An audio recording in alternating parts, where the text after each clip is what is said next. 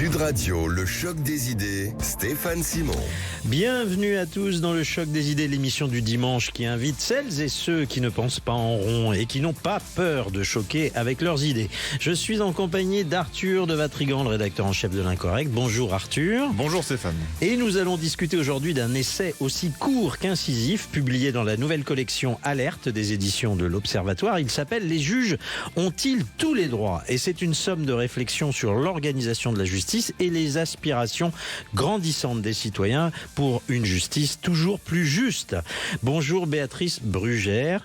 Béatrice Brugère, vous êtes secrétaire générale d'Unité Magistrat FO, le petit syndicat qui monte dans le corps judiciaire.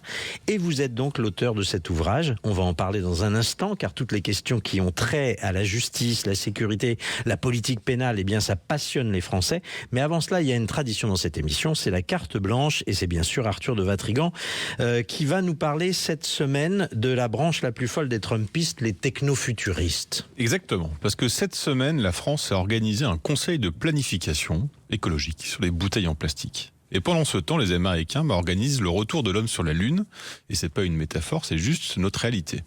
Et derrière cette Amérique qui regarde vers les étoiles, il y a deux hommes, Elon Musk, fondateur de SpaceX, Tesla, le Doge, et accessoirement les réseaux sociaux de la moitié de la planète, et Peter Thiel, cofondateur de PayPal, fondateur de Palantir, le logiciel qui équipe le Pentagone, la CIA et quelques dizaines d'autres agences dont on ne prononce même pas le nom en public. Deux milliardaires et deux hommes qui ont décidé en toute modestie que la démocratie était un bug. Alors, qu'est-ce qui les relie ? Il y a un nom, il s'appelle Curtis Yarvin. Alors, on n'en a pas entendu parler, ou très peu, et c'est exactement comme ça qu'il aime les choses. C'est un ingénieur informaticien qui est sorti de Berkeley, autodidacte en philosophie politique, et qui a lancé en 2007 un blog. Et de ce blog, un manifeste où les premières lignes sont « L'autre jour, alors que je bricolais dans mon garage, j'ai décidé de créer une nouvelle idéologie. » Tranquille, nous, le dimanche, on fait la tarte aux pommes, et lui, il prend une idéologie.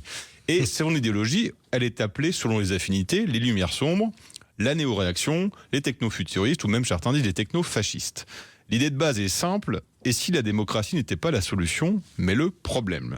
Alors Yarvin pose un concept clé, s'appelle la cathédrale. C'est pas Notre-Dame, c'est le complexe académico-médiatique, donc Harvard, New York Times, les think tanks progressistes, qui fabriquent le consensus idéologique sans jamais avoir à en répondre devant personne. Les universités décident, les médias produisent le consentement, personne n'est élu, personne n'est responsable, et pourtant tout le monde obéit. Si vous avez déjà eu l'impression que les bonnes opinions changeaient mystérieusement tous les 5 ans sans que vous ayez voté pour ça, Yarvin dit, vous avez raison, c'est la cathédrale. Et sa solution, remplacer le président par un roi PDG. L'État, une entreprise, le citoyen, un client. Et si le service ne vous convient pas, vous déménagez, c'est le droit à l'exit. Un monde de petites cités-États en concurrence, comme Dubaï, Singapour, Hong Kong, entre lesquels vous votez avec vos valises, ce qui est assez romantique.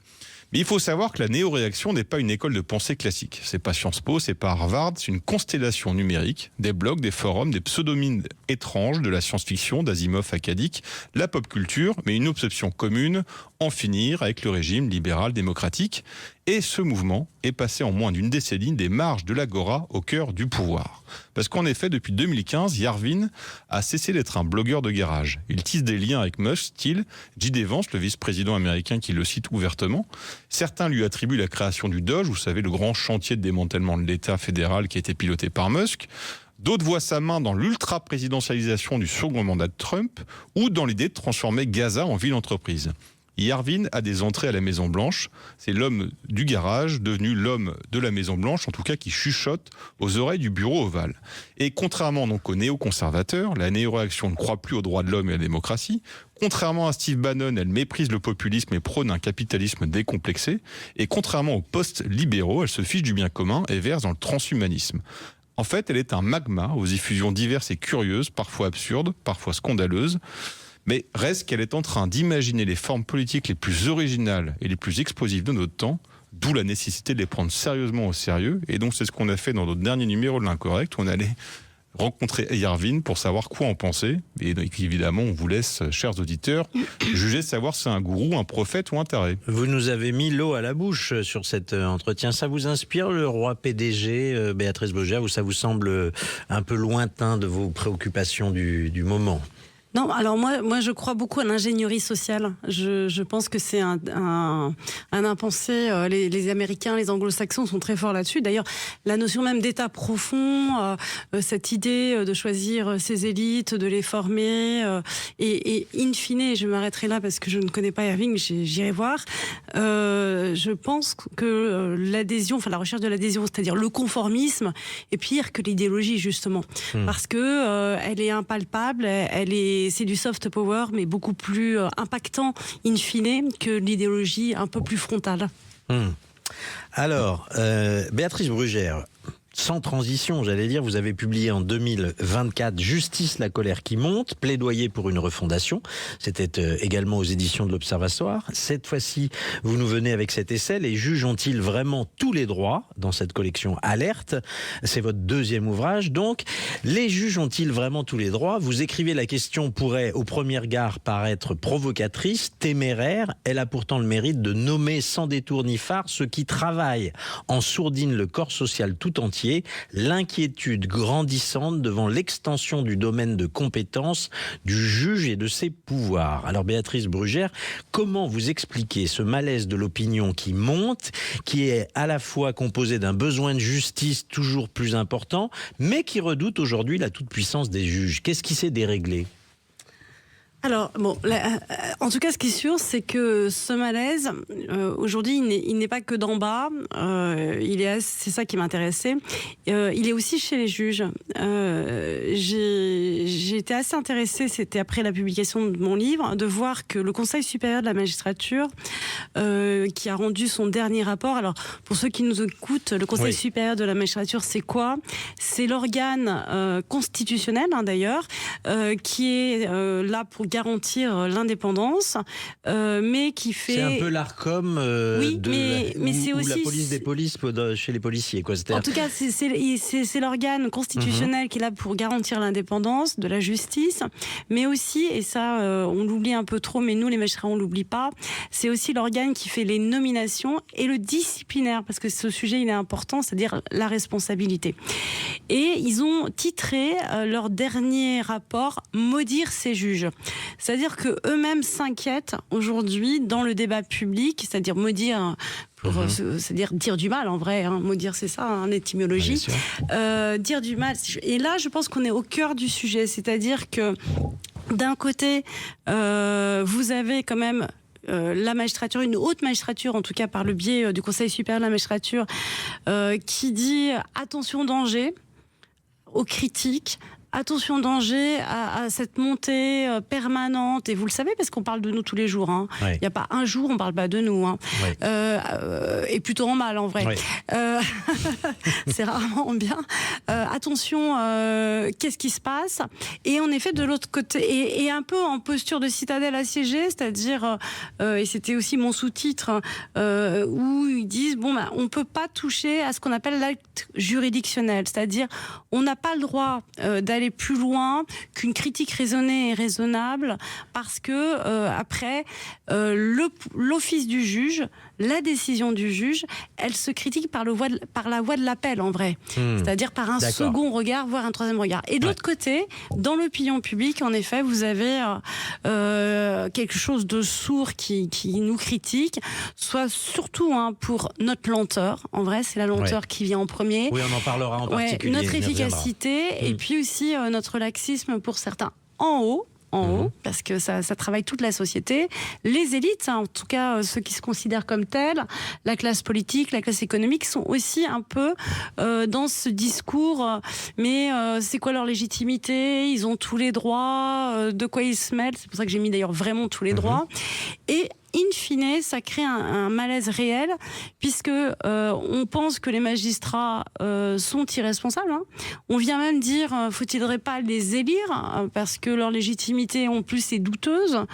C'est qui ces technos?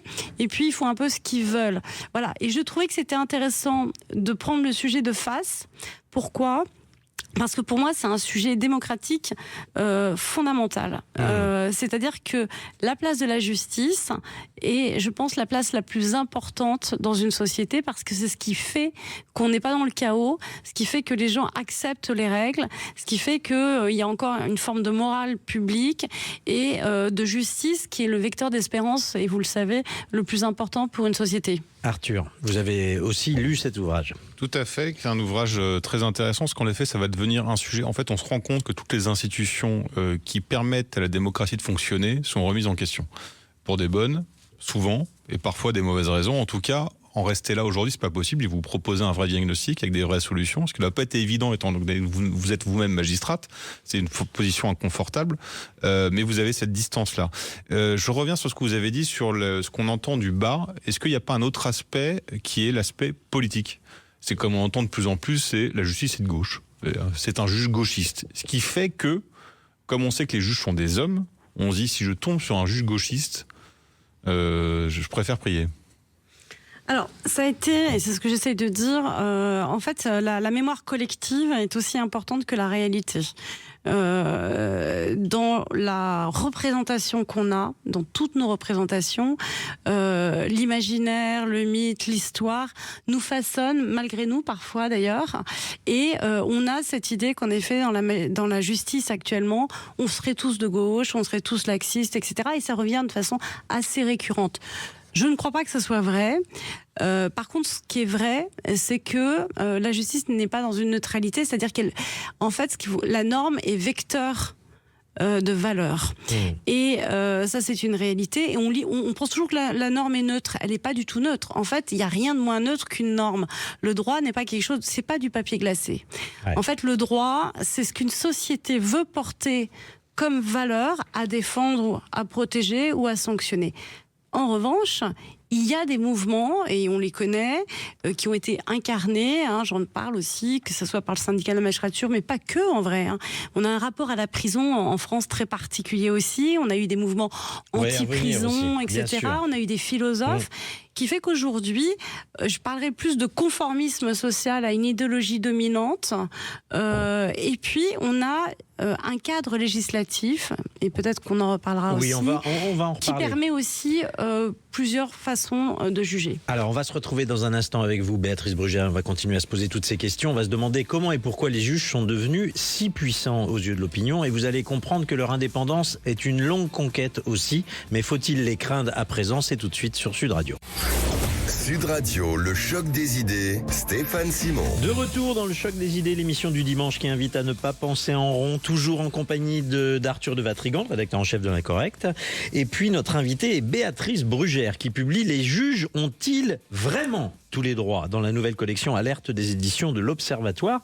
Un ouvrage d'analyse, de réflexion qui tombe à pic, puisque beaucoup se demandent aujourd'hui si après avoir milité pour qu'ils soient indépendants, ils n'abuseraient pas un peu de leur indépendance. Mais je voudrais quand même vous interroger sur un point, parce que je dirais dans l'imaginaire commun, être juge, c'est un peu tout et n'importe quoi. Or, il y a 2/3 des juges, rappelons-le, qui sont des juges civils, et puis ceux que l'on a comme image d'Épinal, les juges du crime, entre guillemets, c'est tout à fait autre chose, et c'est bien moindre. Il y a beaucoup moins de magistrats. C'est vrai que le débat sur la justice est souvent ramené au pénal, parce que le pénal, c'est ce qui est spectaculaire, visible, et en plus on a une tradition française, et vous le savez très bien, puisque vous êtes un peu un spécialiste du crime aussi, à votre façon, qui a toujours adoré le côté, j'allais dire, médiatique des affaires criminelles.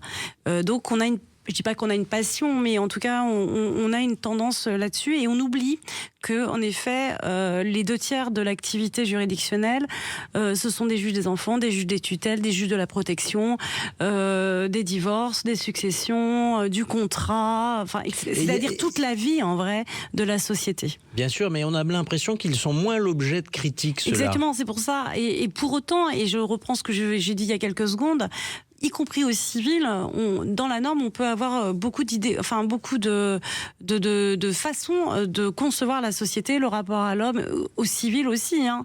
On le sait très bien, le divorce a été un débat, l'émancipation de la femme l'a été. Le civil, la protection des mineurs aujourd'hui est un débat réel. Hein. Donc, qu'est-ce qu'on fait? Comment on protège? Il y a une magnifique commission d'enquête, j'en profite, allez l'écouter, elle est formidable, sur l'inceste, qui dit aussi beaucoup de notre société, de la manière dont au civil aussi on ne protège pas, et au pénal nécessairement les enfants. Arthur de Vatrigan rappelait que quand même il y a eu quelque chose de fondateur dans la critique, c'est ces fameux murs des cons. On avait beaucoup parlé il y a quelques années du syndicat de la magistrature qui avait épinglé des visages de politiques qu'il fallait se faire, entre guillemets, et ça avait beaucoup choqué l'opinion. Et de parents de victimes. Et de parents de victimes, absolument. Alors, je voudrais vous poser une question toute simple. Pourquoi est-ce que la politique s'invite autant chez les magistrats? Il y a plein de métiers où je vous mets bien au défi de trouver une connotation politique. Chez les bouchers, chez les épiciers, chez les pharmaciens, c'est pas aussi évident. Pourquoi il y a autant de politique? Parce que la place de la justice, elle est centrale dans l'exercice du pouvoir.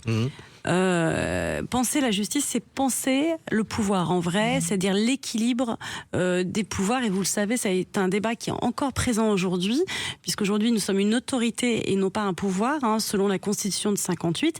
Et beaucoup de magistrats voudraient d'ailleurs être un pouvoir, hein, je le dis aussi. Il y en a qui militent pour parler du pouvoir judiciaire et pensant que être une autorité, c'est un peu en deçà. Je ferme tout de suite le débat. Donc en fait, la question de l'exercice et de l'équilibre des pouvoirs est au cœur de la justice. Elle est d'autant plus au cœur que la justice est vue, et ça c'est vraiment intéressant, comme un peu comme un contre-pouvoir contre l'arbitraire. C'est-à-dire que dans la séparation des pouvoirs, l'idée forte, c'est que justement il n'y a pas de concentration de tous les pouvoirs pour éviter la tyrannie, hein, tout simplement. Et donc à partir de là, la justice de facto est un démembrement, on peut l'appeler comme on veut, mais en tout cas pour exercer en tout cas cette garantie des libertés auxquelles on est tous attachés et sur lequel il y aurait beaucoup à dire aujourd'hui d'ailleurs, et sur cette garantie que le juge va éviter l'arbitraire. Et par un paradoxe, ou en tout cas par un renversement assez étonnant de l'histoire, c'est nous qui sommes mis aujourd'hui au pilori comme étant un peu dans cette position finalement de ne pas protéger les libertés et peut-être d'être parfois un peu arbitraire dans notre façon d'être. C'est intéressant le rappel que vous faites, historique aussi des choses. C'est-à-dire que la marche vers l'indépendance des juges, elle date pas d'hier, hein, ça a commencé il y a très longtemps. Il y a des juges dès le XIIIe siècle qui critique les ordonnances royales, et on voit que ce chemin vers l'indépendance a pris du temps, énormément de temps. On pourrait quand même dire que même un contre-pouvoir. Oui, de contre-pouvoir, absolument, fort. Très fort. Et on voit quand même que dans l'histoire contemporaine récente, c'est-à-dire grosso modo depuis les années 70, en revanche, il y a des faits nouveaux dans notre démocratie, dans notre état de droit. C'est la montée en puissance du Conseil constitutionnel, c'est la montée en puissance du Conseil d'État qui chahute le politique de très fortement. Et puis il y a aussi les justices européennes, c'est-à-dire en particulier la Cour européenne des droits de l'homme. Tout ça, ça chahute notre système. Oui, moi ce qui m'a intéressée, c'est peut-être parce que j'ai aussi une formation d'historienne, c'est de me remettre dans le temps long pour comprendre le présent. Pas pour être une pitié de l'avenir, mais déjà pour comprendre le présent, c'est déjà énorme. Et c'est vrai que le passé, ou en tout cas un minimum de retour en arrière, nous permet de voir que il y a des cycles qui sont jamais à l'identique, mais qui correspondent en fait à la structure des hommes et de leur rapport au pouvoir. Dans ces cycles qui sont structurants, la confrontation entre les pouvoirs et même la concurrence, j'allais dire, existe. Et en fait, ça démontre quoi? C'est qu'en fait, ce n'est jamais acquis. et c'est vivant. Et comme c'est jamais acquis et c'est vivant, on voit toujours une forme de dérèglement qui revient à l'équilibre, etc. D'où ces formes de balancier. Par exemple, ce qui est intéressant, c'est que quasiment à la veille de la Révolution, on peut entendre à peu près ce qu'on entend aujourd'hui dans les débats.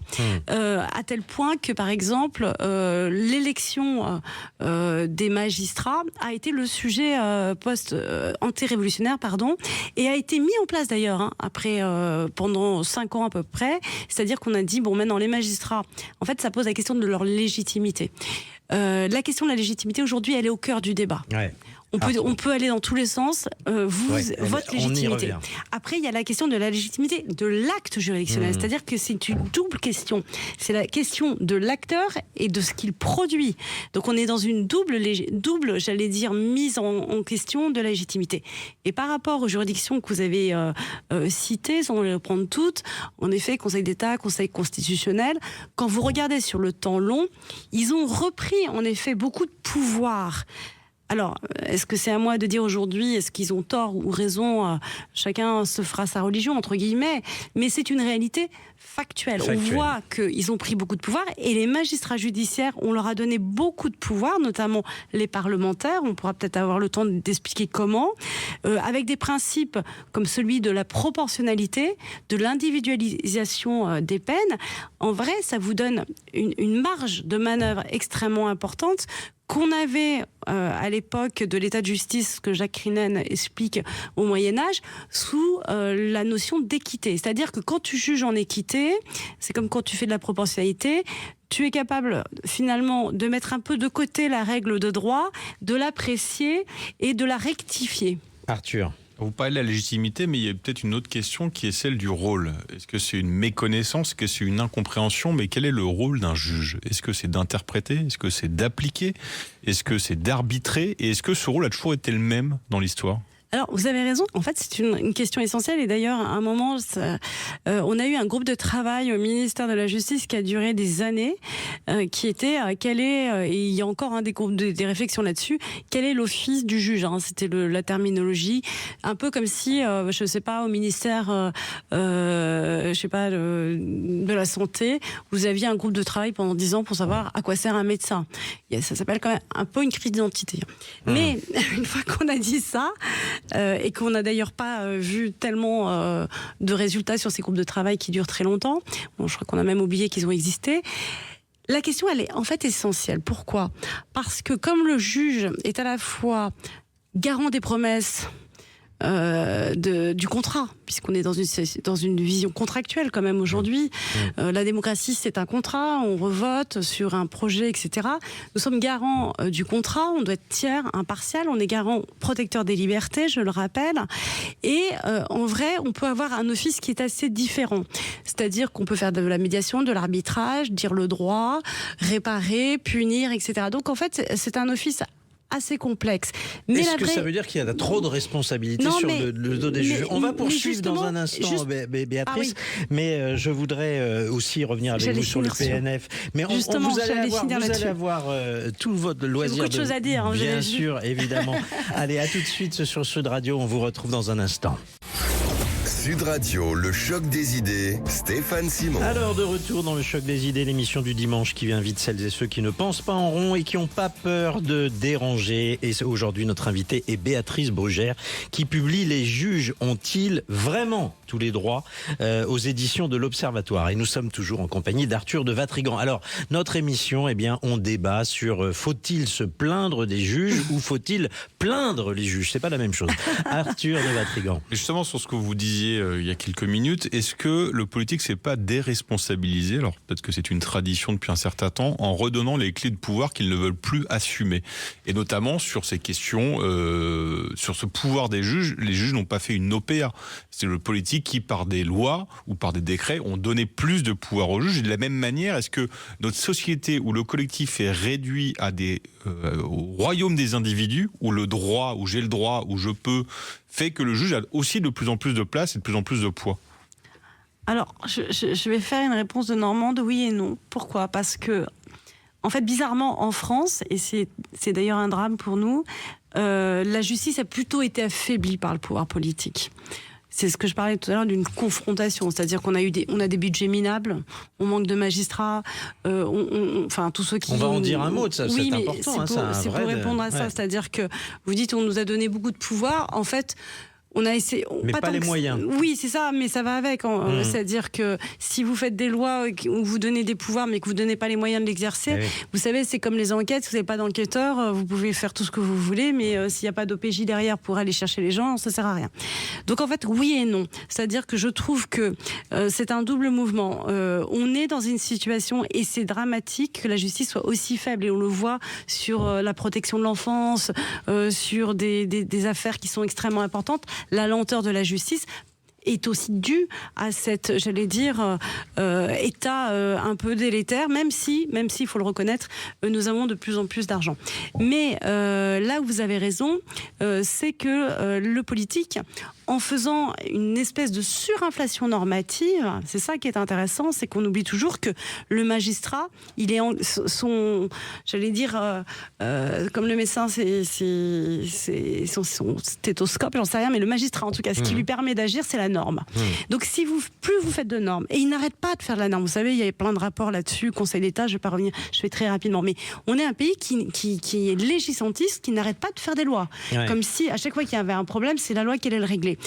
Quand vous faites des lois, vous donnez de facto en vrai du pouvoir aux magistrats parce que vous leur demandez d'intervenir sur des sujets sur lesquels ils n'avaient pas de compétences. Et ça ne s'arrête jamais. Et d'ailleurs, c'est dingue parce que les moyens ne suivent pas. Donc, c'est vrai, mais vous voyez, c'est pas aussi simpliste. Et par exemple, sur les affaires économiques et financières, peut-être qu'on y viendra, mais j'anticipe peut-être aussi.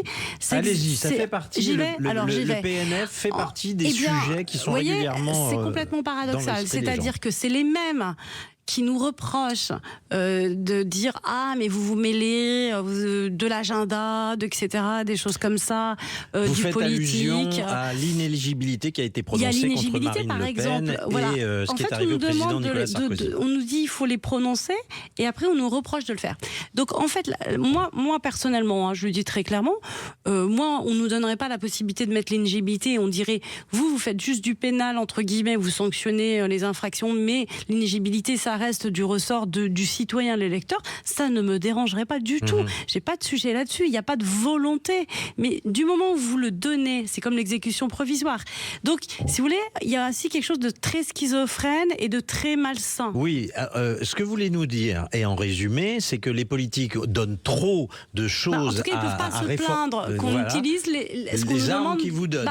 Les armes, je ne sais pas si c'est les armes, mais en tout cas... Les moyens d'intervenir, on va dire. Alors, Arthur de Vatrigan. J'entends très bien, mais disons que si on regarde de manière globale, j'ai quand même le sentiment que le PNF a une rapidité d'exécution qu'on ne voit pas. Financier, je on ne rappelle. voit pas ailleurs, et une sévérité qu'on voit plus importante que dans la délinquance ordinaire. Alors là, c'est un sujet très important. Pardon. Non, je voulais juste rappeler pour qu'on sache de quoi on parle. Par exemple, dans l'enquête sur François Fillon et ses fameux costumes et autres, on a vu le PNF se dépêcher alors qu'on attend parfois 5 ans et des délais judiciaires dingues. Alors là, je rentre pas dans la polémique et d'ailleurs, franchement... parce que le sujet est intéressant. Nous sommes des êtres humains. Évidemment, nous avons des biais. Évidemment, on peut être faible, on peut se tromper. Moi, j'ai aucun problème là-dessus. Mais pour faire simple et aller droit au but. Maintenant, qu'est-ce qu'on fait ? Une fois que, vous voyez, il y a une crise de légitimité. Si à chaque fois qu'un magistrat du PNF fait son travail, on lui dit mais attention là, c'est parce qu'il y a le soupçon que vous êtes politique, vous allez trop vite, pas vite. C'est une catastrophe. Et moi, c'est ça qui m'intéresse. Et donc, comment on répond à ça ? Et c'est un petit peu ce que j'ai essayé d'esquisser rapidement dans cet ouvrage. Il y a des moyens de sortir de la crise parce que c'est une crise de légitimité qui est destructrice de toute façon pour la société. On a besoin de magistrats qui luttent contre les fraudes, qui luttent contre les gens qui abusent de leur pouvoir. Il faut faire attention à ce discours. Il faut faire très attention. Donc une fois que moi je dis oui, bien sûr, tout n'est pas parfait chez nous et je suis la première à pouvoir faire cet examen de conscience sans aucun problème. Je propose par exemple pour éviter ce soupçon qui est absolument délétère et que j'entends, moi j'ai aucun problème là-dessus, de faire par exemple ce que font les Italiens. Qu'est-ce que font les Italiens ? Les Italiens, qui ont aussi d'autres problèmes comme la mafia, vous le savez, et mafia très proche du politique, qui l'a été en tout cas, ils ont un système qui n'est pas tout à fait comme le nôtre. Nous, on a dans notre architecture, les magistrats du parquet qui ont beaucoup de pouvoir. D'ailleurs, ce sont un débat et dont on dit qu'ils ne sont pas totalement indépendants. Ils ont la main sur l'agenda d'une certaine façon, sur la manière, c'est ce que vous disiez à l'instant, est-ce que je vais vite, pas vite, est-ce que je vais saisir tout de suite un juge d'instruction un peu plus tard, est-ce que je vais faire une préliminaire qui dure 2 ans ou est-ce que je vais aller très vite, bon bref. Donc il y a plein de façons d'organiser les poursuites, etc. Les Italiens, et ça c'est au nom du principe d'opportunité des poursuites, qui est un principe français.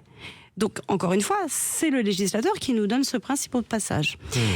On peut le critiquer. Moi, je pense que sur les affaires économiques et politiques, qui sont inflammables et qui sont importantes, nous devrions basculer sur un principe uniquement sur ces infractions de légalité des poursuites. Je m'explique, c'est ce que font les Italiens.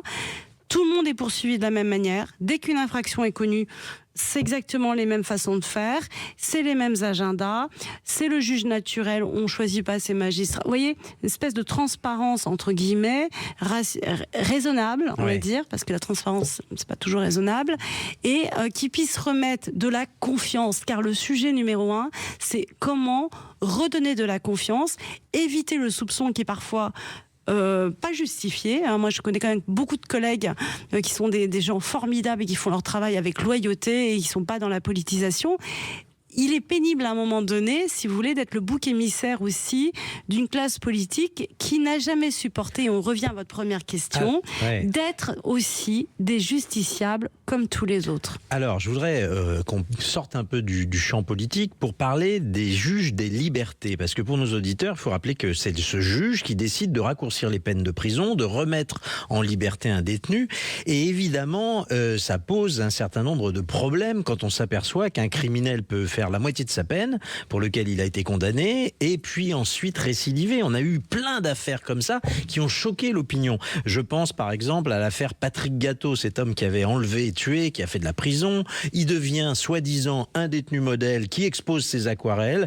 On le sort en régime de semi-liberté et puis il s'écoule pas 2 ans avant qu'il ne tue une nouvelle fois une joggeuse cette fois-ci. Il la tue pour un mobile dérisoire, une montre bracelet et 20 €. On voit ça aussi dans l'affaire Guy Georges. Il y a des tas d'affaires où les juges des libertés peuvent être très critiqués dans leur appréciation des choses. Et là, on n'est pas dans la politique. Alors, d'abord, pour qu'il n'y ait pas de confusion, et je m'en excuse, c'est juste, ce n'est pas le juge des libertés, c'est le juge d'application des peines. Absolument. Oui. Donc, c'est le JAP.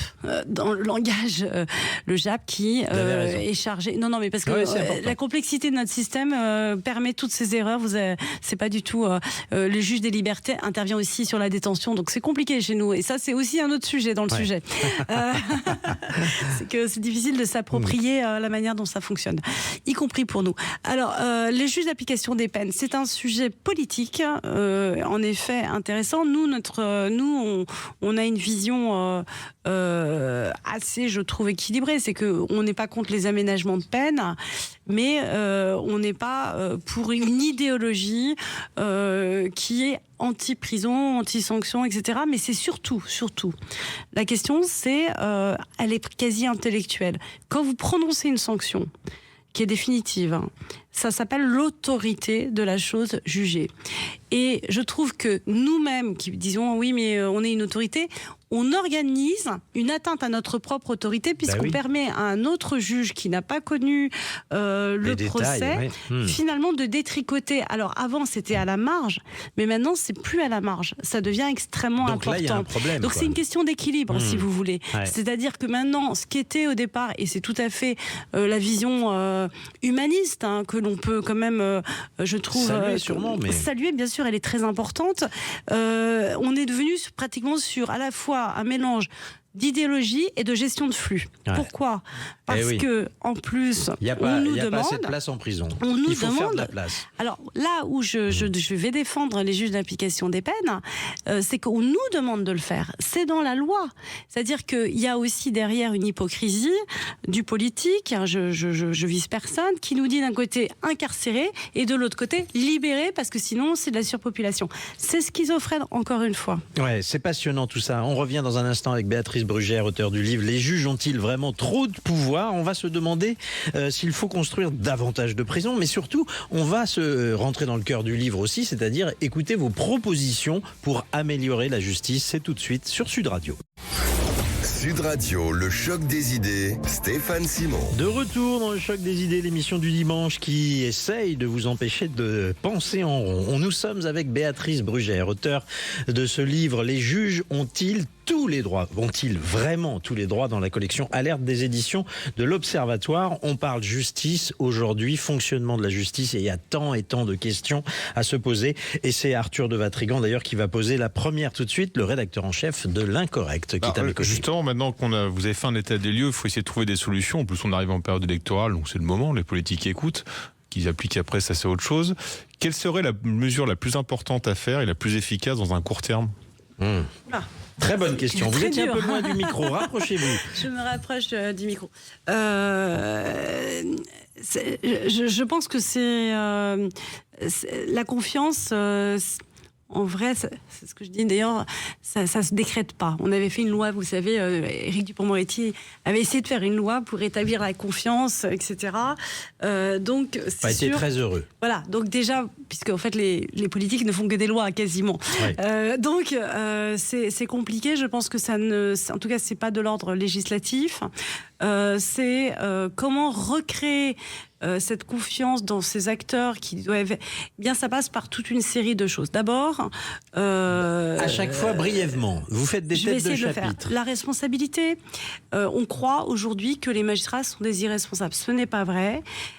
Pour autant, il y a un système de responsabilité. L'exemplarité est importante, la transparence. Il faut renforcer le contrôle des juges. Je pense que, par exemple, nous, on est assez insécure en interne, c'est-à-dire que à la fois la responsabilité, elle existe, elle fonctionne, mais on n'a pas, par exemple, de code disciplinaire. C'est-à-dire que si on mettait en face pour les magistrats ça égale ça, vous voyez, comme un code pénal, etc., les Italiens l'ont, donc moi je le propose. Donc monter en puissance sur la déontologie, sur le code disciplinaire, mais sur vraiment des choses qui aussi sont importantes pour les magistrats et qui démontrent aussi aux citoyens qu'on n'est pas au-dessus, évidemment, on n'est pas dans la toute-puissance et que nous aussi on est soumis à des règles, me semble extrêmement important. C'est une piste.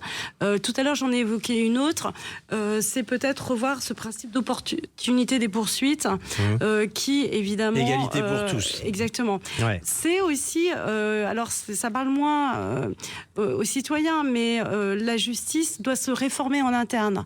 On a beaucoup à faire aussi en interne, y compris dans la modernisation. On est très très loin du compte. Je crois que vous êtes un spécialiste de l'IA, mais nous on est vraiment au balbutiement. Ouais. Donc il faut nous redonner de la crédibilité.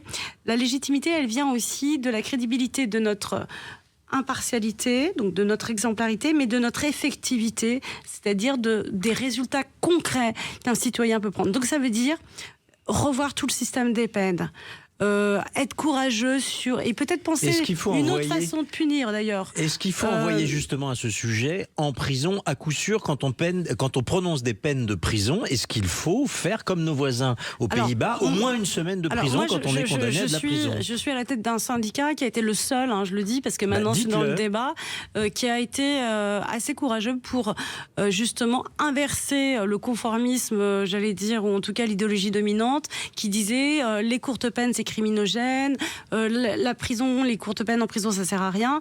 Et nous, on est allé voir ce qui se passait aux Pays-Bas. On a proposé les ultra courtes peines, c'est 7 à 15 jours, et d'inverser tout le processus de la sanction. À savoir que l'idée, c'est pas d'être plus répressif ou moins répressif. L'idée, c'est d'arriver proportionnellement au bon moment, rapidement quand il le faut, pour stopper justement la délinquance et ne pas arriver trop tard dans un parcours de délinquance où d'ailleurs la peine de prison, même si elle est importante, parce qu'on prononce aussi des peines de prison très importantes, même de plus en plus longues, en fait c'est trop tard parce qu'il y a déjà cet ancrage dans la délinquance. Donc la sanction, c'est aussi une bonne sanction, c'est déjà aussi une excellente prévention pour stopper. C'est cette proportionnalité. Les ultra courtes peines, elles sont intéressantes là-dessus. Mais on a proposé aussi d'autres modalités de jugement. Par exemple, une qui fait débat et qui est reprise par le ministre aujourd'hui, c'est le plaidé coupable criminel. Nous sommes si on notre plaide coupable, syndicat, on va tenir compte de ça. Parce qu'aujourd'hui, on n'arrive plus à juger les crimes. C'est-à-dire que on dit aux victimes déposer plainte, et d'ailleurs, il y a une augmentation des crimes. Hein. Certains le nient, mais c'est pas vrai. Et la justice, en vrai, peut aller jusqu'à 8 ans d'attente juste pour trouver une date pour juger. Alors ça, c'est absolument fou. C'est vrai que ça fait partie de la crise de confiance, ces délais judiciaires qui s'allongent. Donc, 5 ans minimum pour une peine criminelle. C'est pas tant des lois qu'une autre façon d'aborder les choses. Changer peut-être aussi. Il y a beaucoup de corporatisme. Moi, je sais, je suis la première d'ailleurs à en être parfois victime en interne. J'ai bien conscience que je n'ai pas nécessairement les suffrages de mes collègues, pas du tout. Et donc, il faut bousculer un petit peu les habitudes. Mais comment on peut faire baisser autrement les délais de justice? Parce que quand même, par exemple, 5 ans, l'affaire Bernard Tapie, 10 ans, peut-être même plus. D'accord. Comment est-ce qu'on peut raisonner comme ça? Le plaidé coupable, on est une, et par exemple, nous au civil, on a parlé du civil tout à l'heure, ça intéresse beaucoup les gens le civil, hein, vous savez, quand vous attendez des années. Nous avons été à l'initiative avec un magistrat formidable qui s'appelle Fabrice Vert, que vous pourriez d'ailleurs inviter, qui a été un peu une des figures clés de ce qu'on appelle les modes alternatifs de règlement des litiges. C'est quoi? C'est de mettre les parties face à face, sous l'office du juge, hein, toujours sous l'office du juge, en leur disant, écoutez, essayez de trouver un bon accord que je validerai sous les conditions du respect. Un peu comme on fait dans le divorce, à l'amiable, c'est ce que vous voulez dire? Oui, et en fait, comme ça, vous mettez fin à des procédures qui peuvent durer 15 ans. Vous voyez, et c'est intéressant. Les anglo-saxons ne font quasiment que ça. Donc, il y a plein de façons de rendre justice. Ouais. Arthur. Est-ce qu'il ne faudrait pas aussi une explication de certains jugements sur des procès très médiatiques que beaucoup de Français suivent? On sait qu'on a une passion pour les histoires de justice. Absolument. Le juge explique rarement, et puis quand on demande un peu, quand on insiste un peu, qu'on soit journaliste ou pas, quelqu'un qu'on croise dans la rue, on se fait envoyer pète comme il faut. Alors, je vous remercie pour cette question, parce que j'allais oublier, c'est un point fort d'une de mes propositions. C'est inspiré d'ailleurs encore du système italien, c'est la motivation. La motivation, c'est, et ça c'est vraiment important ce que je vais dire, c'est à mon avis le cœur de la légitimité de la décision. C'est-à-dire qu'il n'y a rien de pire qu'avoir une décision sans la comprendre. Il n'y a rien de pire, parce que vous imaginez tout, et puis elle a raté son effet. La motivation, les Italiens motivent tous les actes. Tous les actes. D'abord, ça oblige le magistrat à se poser la question, à le motiver, parce que parfois, quand on le motive, on se dit peut-être que non. Ça, doublé de la collégialité qui tend à disparaître. Moi, je suis pour le plus de collégialité, parce que la collégialité, ça évite l'arbitraire. Vous voyez, vous êtes obligé de vous confronter au débat, etc. Donc tout ça, c'est aussi une autre façon d'organiser la justice. Donc il y a plein de façons de le faire, et ce n'est pas que par la loi, c'est aussi par la méthodologie, c'est la façon de juger. L'IA va nous percuter, il va falloir qu'on le prenne en compte. Ça pourrait aider peut-être l'IA. Mais bien sûr, mais on n'y est pas du tout. Mais on n'y est pas du tout. Les avocats, on a créé des disproportions. En fait, on est un peu de tous côtés sous pression. Regardez, il y a l'islamisme, vous le savez, le narcotrafic qui devient un sujet numéro 1, les crimes de toutes sortes, les mineurs. Les violences conjugales. On découvre là aujourd'hui des centaines d'enfants qu'il faudrait protéger. on n'est pas si nombreux, on n'est pas assez nombreux, mais c'est pas qu'une question de nombre, c'est une question de nombre, de moyens, de méthodologie, d'organisation, de modernisation, et peut-être aussi de savoir un peu changer les conformismes et être un peu créatif. Oui, alors il y a une question qui était un véritable marronnier, c'est est-ce qu'il faut construire plus de places de prison, hein. Je rappelle qu'on entend ça à chaque débat présidentiel. Actuellement, si mes sources sont bonnes, on est à 63 353 places. Il y a 88 145 personnes incarcérées, donc on a un taux d'occupation global, densité carcérale de 139,1. Est-ce que oui ou non il faut construire et à quel délai ? En fait, c'est une question dramatique, la question de la surpopulation. On a une minute, alors faites vite. Oui, dramatique parce qu'en fait, la prison devrait déjà être un temps utile de la réinsertion. Ouais. Et en fait, les conditions sont telles parce qu'on a pris un retard fou et qu'on manque de place et que on n'a pas, alors qu'on a promis des places, c'est que finalement, ce temps qui devrait être utile pour certains réfléchir et ne pas recommencer n'est pas possible parce qu'on est dans la surpopulation. Donc aujourd'hui, on réfléchit pas à la prison, on réfléchit au flux. Comment gérer le flux ? Ouais, c'est terrible. Je rappelle qu'il y a 7540 détenus qui dorment sur un matelas à même le sol. Je voulais vous remercier, Béatrice Brugère, d'avoir été notre invitée. C'était formidable. Les juges ont-ils vraiment tous les droits ? C'est chez les éditions de l'Observatoire. Je vous engage à lire cette somme d'analyses et de propositions. Arthur de Vatrigan, on vous retrouve la semaine prochaine. Allez, à tout de suite sur Sud Radio.